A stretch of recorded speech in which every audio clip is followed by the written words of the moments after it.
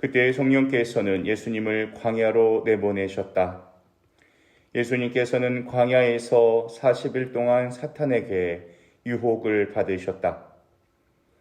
또한 들짐승과 함께 지내셨는데 천사들이 그분의 시중을 들었다. 요한이 잡힌 뒤에 예수님께서는 갈릴리아에 가시어 하느님의 복음을 선포하시며 이렇게 말씀하셨다. 때가 차서 하느님의 나라가 가까이 왔다. 회개하고 복음을 믿어라.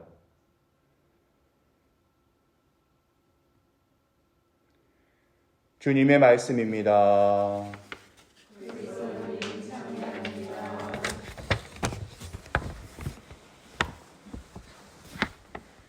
32살 된 환자가 리처드 크롤리라는 정신과 의사에게 상담을 받으러 왔는데 엄지손가락을 빠는 버릇을 아직도 고칠 수가 없다는 겁니다. 크롤리가 대답했어요. 그렇게 나쁜 버릇이 아니니까 걱정하지 마십시오. 대신 요일마다 손가락을 정해놓고 다른 손가락을 빠십시오. 라고 했습니다. 환자는 처방을 따르려고 애썼습니다. 손을 입으로 가져갈 때마다 오늘 무슨 요일이었지? 화요일이니까 검지손가락. 아 맞다, 오늘 수요일이구나. 일주일이 못 돼서 버릇을 고쳤다고 합니다. 악덕에 습관이 들면 싸우기가 쉽지 않죠. 의식하지 않기 때문입니다. 내가 지금 또 이러고 있구나 라는 것만 알아도 그 습관을 유지하기 위해서 노력할 가치가 하나도 없다는 것을 금방 알게 됩니다. 악덕에 맞서 싸우는 나만의 방법이 있어야 되죠. 방법을 못 찾으면 우리는 도저히 이길 수 없다면서 악덕과 함께 살게 됩니다. 오늘 복음에서는 광야의 유혹을 마치신 예수님께서 14절 이하 요한이 잡힌 뒤 예수님께서는 갈릴리아에 가셨습니다. 요한이 잡혔다는 말은 요한의 역할이 끝났다라는 말이기도 합니다. 새로운 시작이 되는 겁니다. 그리고 이제 예수님에게 바톤을 넘기는 그런 장면. 그렇다고 요한의 이야기가 완전히 끝난 건 아니죠. 마르코복음 6장으로 넘어가면 또 한 번 구체적으로 언급이 됩니다. 요한이 잡힌 후 예수님께서 갈릴리아에 가셔서 하느님 나라를 선포하셨다. 이 중에 주목할 단어는 하느님의 복음을 선포하셨다라는 말입니다. 왜 하느님의 복음인가? 이건 당시 사람들이 생각하는 정치적인 복음과 구별하기 위해서 마르코가 의도적으로 사용한 단어예요. 예수님이 오셨을 때 유대 상황을 보면 오늘 한국 사회가 처한 상황보다 더 복잡한 시대였습니다. 로마에게 나라를 빼앗겨 미래가 불투명했죠. 정치적, 경제적으로 편한 날이 없었습니다. 그래서 당연히 정치적인 메시아, 경제적인 메시아를 갈망했어요. 그래서 마르코는 분명히 선을 긋습니다. 영적인 통치를 의미하는 영적인 메시아, 정치적인 통치를 의미하지 않는다고 분명히 밝히는 겁니다. 하느님의 복음입니다. 복음의 출처가 중요하죠. 세상에는 어디로부터 나온지 모르는 출처불명의 복음이 너무 많습니다. 그 시대가 만들어낸 복음이죠. 사람들의 귀를 솔깃하게 해주는 내용들입니다. 빵이 필요한 사람들에게 빵을 무한 제공해주겠다는 그런 복음이에요. 나를 따라오면 새로운 삶이 시작된다고 속삭이는 온갖 거짓된 복음들이 난무하는 시대입니다. 그 당시에도 얼마나 많은 복음으로 사람들이 현혹되었는지 몰라요. 현실이 어려우면 더 그렇습니다.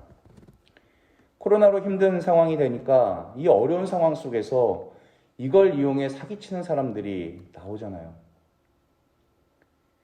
하느님의 복음이란 하느님께로부터 왔고 하느님만 주실 수 있는 것을 의미합니다. 하느님이 그리스도를 통해서만 우리에게 주시는 복음입니다. 그렇게 오늘 예수님의 첫 번째 메시지가 하느님 나라가 가까이 왔다라는 거죠. 눈에 보이는 이 세상 나라와 대조적인 나라가 있다는 겁니다. 즉 우리가 사는 세상은 불완전하고 한계가 있고 문제가 많은 세상이라는 거죠. 성경적 관점에서 인간이 통치하는 세상은 불완전하다는 겁니다. 공산주의 시작이 얼마나 꿈에 야무졌습니까?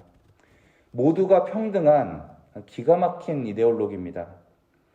하지만 70년 만에 무너졌어요. 지금 남아있는 공산국가들도 더 이상 희망이 없다는 것을 잘 알고 있습니다. 자본주의는 어떤가요? 여전히 문제를 안고 있습니다.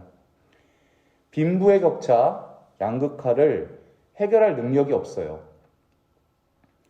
세상을 구원할 것 같은 이념과 사상들이 아직도 이 땅에 가득하지만 온전한 건 하나도 없습니다. 지금도 세상은 전쟁 중이죠. 미얀마는 군부에 장악됐습니다. 코로나 시국에도 세계 곳곳에는 테러들이 끊임없이 일어납니다. 미국은 한파의 정전으로 햄버거 하나 사기 위해 4시간을 줄 서고 있다고 합니다. 질병들도 마찬가지입니다.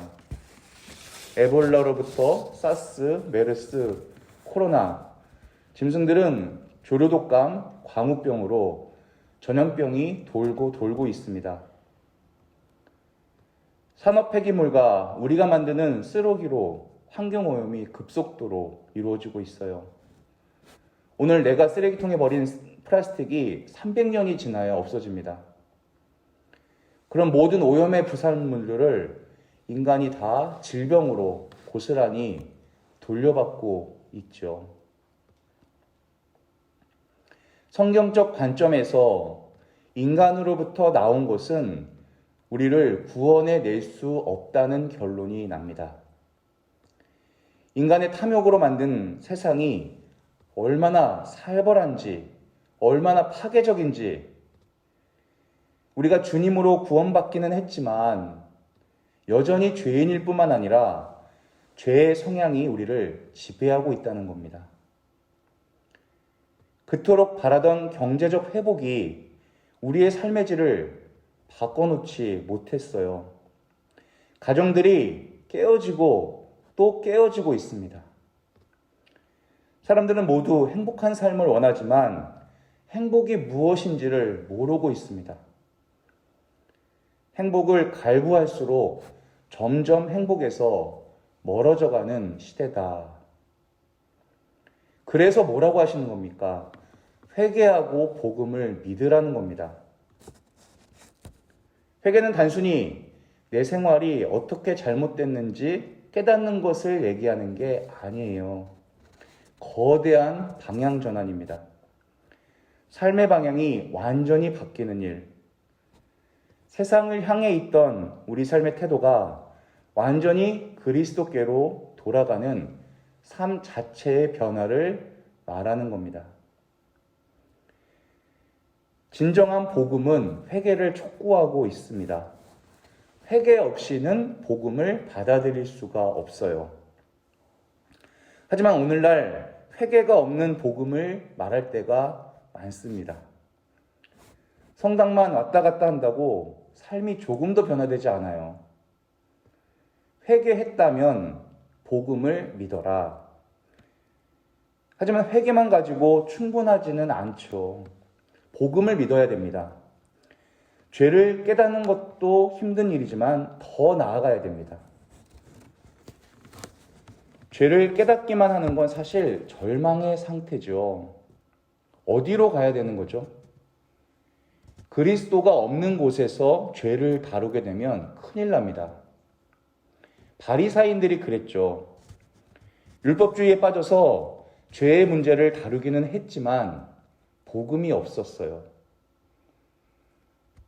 복음이 없기 때문에 예수님을 알아보지도 못했죠. 복음이 없으면 회개할 수 없습니다. 복음이 없으면 회개는 의미가 없어요. 우리 삶이 자꾸 꼬이는 이유는 죄가 하느님의 관계를 깨트렸기 때문입니다. 먼저 하느님께 용서를 청해야 되죠. 그래서 회개하고 복음을 믿어라. 우리는 항상 급한 일로 쫓기는 삶을 삽니다. 당장 해결이 안 되면 죽을 것 같이 행동할 때가 있어요. 하지만 그 어떤 것보다 가장 시급한 것은 하느님과 바른 관계로 돌아가는 것이다. 지금 우리는 모두 손을 씻어라, 손 잘 씻어라 합니다. 그런데 한편 우리 죄에 대해서도 이런 태도를 가지면 얼마나 좋을까?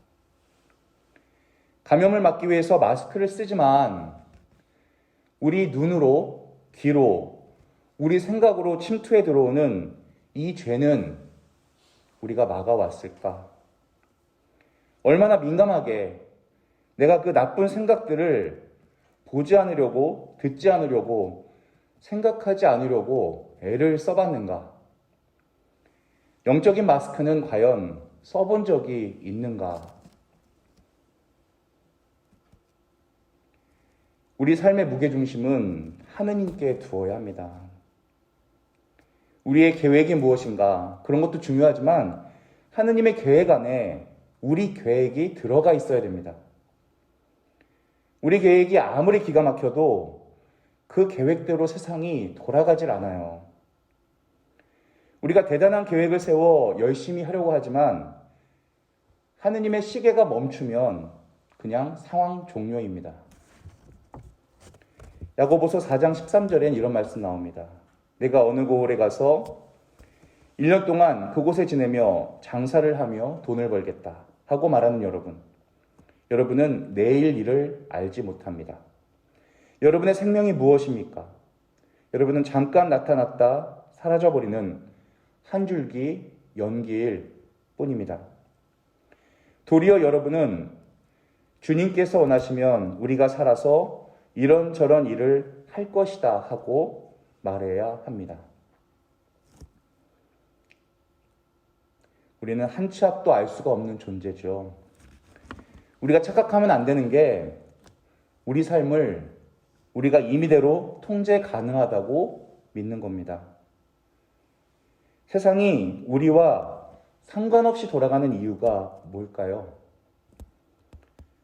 우리보다 더 큰 힘의 작용이 있다는 것을 말합니다.